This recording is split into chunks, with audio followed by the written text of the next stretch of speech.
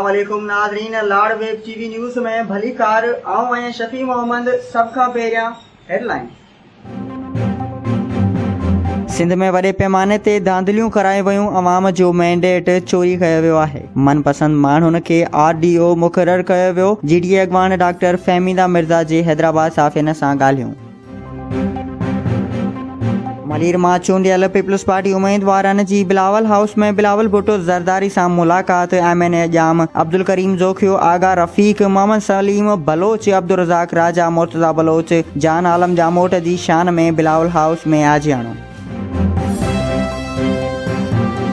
सिंध जे अदीबनि, शाइरनि, साफ़ियनि, सियासतदाननि ऐं साञावंदनि मुतालबो कयो आहे त इब्राहिम मुंशी जे नाले सां सिंध यूनिवर्सिटी में चेयर क़ाइमु करे उन जे रहियल किताबनि खे छपायो वञे। मुंशी मज़ामती शाइरी जो अमर किरदारु आहे, जंहिंजी शाइरी जी सिट सिट में सिंध जे दर्दनि जी अकासी थियल आहे। कम्यूनिटी सेंटर बुल्ली शाह करीम में इब्राहिम मुंशी जी 15वीं वरसी ते तक़रीब खे ख़िताब कंदे हाफ़िज़ मोहम्मद निज़ामाणी, डॉक्टर अनवर आलमाणी, रशीद सूमरो, मिठू महेरी, रफ़ीक बुरगड़ी, अब्दुल कादिर सूमरो ऐं ॿियनि मुंशी जी फ़िक्र ऐं फ़लसफ़े ते रोशनी विधी।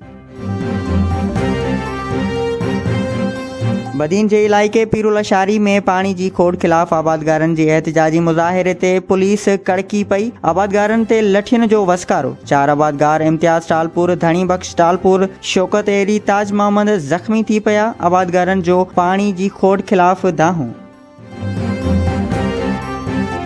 केनाल बाडा मां निकिरंदड़ सेड़ शाख जे आबादगारनि सिराई सदरुद्दीन सहोल, बदरुद्दीन सहोल, राशिद सहोल ऐं इमदाद सहोल जी अॻवानी में आबादगारनि बाडा में SDO इरीगेशन ऑफिस आॾो पाणी जी खोड़ ख़िलाफ़ सख़्तु एहतिजाज कयो। मुज़ाहिरो कंदड़नि पाणी जी खोड़ ख़िलाफ़ सख़्तु नारेबाज़ी कई ऐं SDO ऑफिस आॾो धरणो हयो। आपाशी अमलदारनि ख़िलाफ़ सख़्तु क़ानूनी क़दम खणी पाणी जी हथरादो खोट ख़तमु कई वञे।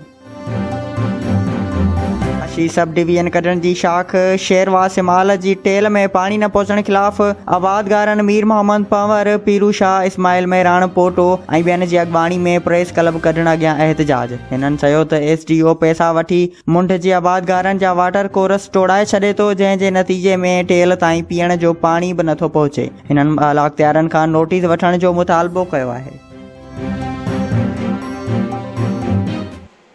डेली न्यूज़ अपडेट वठण जे लाइ असांजो YouTube चैनल सब्सक्राइब करियो ऐं बेल आइकन ते क्लिक करियो।